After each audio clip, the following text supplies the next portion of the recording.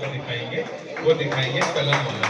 हमारे बीच में मौजूद विवेकानंद स्कूल के कविराज श्री राजेश शर्मा जी भी मौजूद हैं।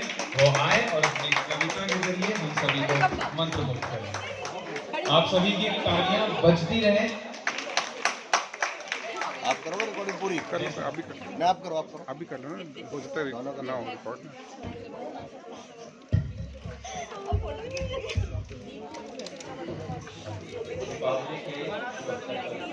आप सबको बहुत बहुत बधाई। ईश्वर करे कि माँ लक्ष्मी की कृपा सदा आप लोगों पर बनी रहे।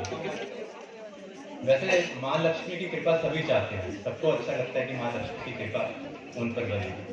एक बार मैं अपनी पत्नी से बोल रहा था कि इस दिवाली पे अगर माँ लक्ष्मी की कृपा से एक लॉटरी लग जाएगी, ज़्यादा नहीं 1 करोड़ रुपया, तो मज़ा आ जाए। पत्नी बोली क्या मज़ा आ जाए, रहोगे तो तुम कंजूसी, खर्च तुमने कुछ करना नहीं। मैंने नहीं ऐसी बात नहीं है, अगर इतना पैसा आएगा तो मैं अपने भाई को बहन को 5-5 लाख तो ऐसे ही दे दूँगा। पत्नी बोली और मेरे भाई को? मैंने कहा 1-2 लाख उसको भी दे दूँगा। देखा तुम्हारी नीयत ही खराब है, बेईमान हो। मैं तो कहती हूँ माँ लक्ष्मी ऐसे बेईमान आदमी के पास कभी भी ना आए।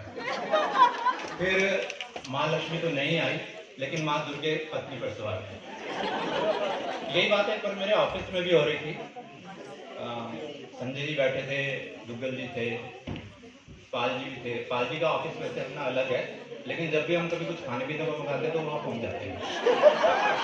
तो मैंने कहा कि जिस दिन मेरे पास अपना 1 करोड़ रुपया हो जाएगा, मैं तो अगले दिन हिमाचल की बस पकड़ूंगा, अपने गांव चले जाऊंगा।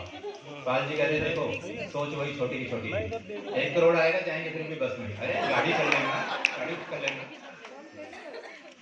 एक बार जब मेरे पास बहुत सारा पैसा आया तो क्या क्या हुआ उसको मैं एक हास्यजन कविता के माध्यम से कहने की कोशिश करूंगा। आप मेरी रहीसी को एंजॉय कर सकते हैं। दूसरा एक दिन मेरे पास बहुत सारा पैसा आया, मैं मन ही मन मुस्कुराया, फूला में समाया, मस्तिष्क इधर उधर दौड़ने लगा, बड़ी बड़ी छोड़ने लगा। अब तो जिंदगी शाही होगी, हर तरफ मेरी वाहवाही होगी। सोचा एक बड़ी गाड़ी से शुरुआत करते हैं, किसी मोटर कंपनी से खरीदने की बात करते हैं। डीलक्स, फुली एसी, मॉडल भी ऊंचा लेंगे, लेकिन गाड़ी को खड़ी कहाँ करेंगे? घर में तो पार्किंग की जगह नहीं है, गली हमारी बड़ी नहीं है, गली में तो गाड़ी घुस भी नहीं पाएगी, फिर क्या मेरी दौलत बेकार ही जाएगी? तो पहले एक घर खरीद लेता हूँ, टैक्स कम लगे इसलिए मकान बीवी के नाम पर लेता हूँ। रजिस्ट्री चार्जेस का खर्चा भी कम आएगा और मेरी खूब सारी दौलत में से कुछ दौलत बच भी जाएगी। लेकिन बीवी आजकल चिक चिक बहुत करती है, बात बात पे घर छोड़कर मायके जाने की मुनकार करती है।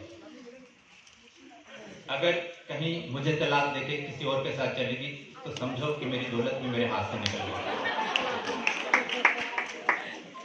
मकान भी उसके नाम होगा और मुझे घर से बाहर निकालेंगे और मेरी दौलत को कोई और संभालेंगे। तो कुछ एफडीआर, शेयर्स और म्यूचुअल फंड में दाव लगाता हूँ। बरसों से खोई हुई किस्मत को एक बार फिर आजमाता हूँ। अगले ही पल जैसे मैं शेयर बाजार का राजा था, हर तरफ मेरी चर्चा थी, मेरे नाम का ढोल बाजा था। नाचते झूमते जाने कैसे बिस्तर से मैं गिर गया और मेरे साथ ही सारा शेयर बाजार भी गिर गया। नींद खुली, सपना टूटा तो खुद को बेबस पाया। बीवी ने उठने के लिए हाथ बढ़ाया, मुस्कुराते हुए बोली और कितना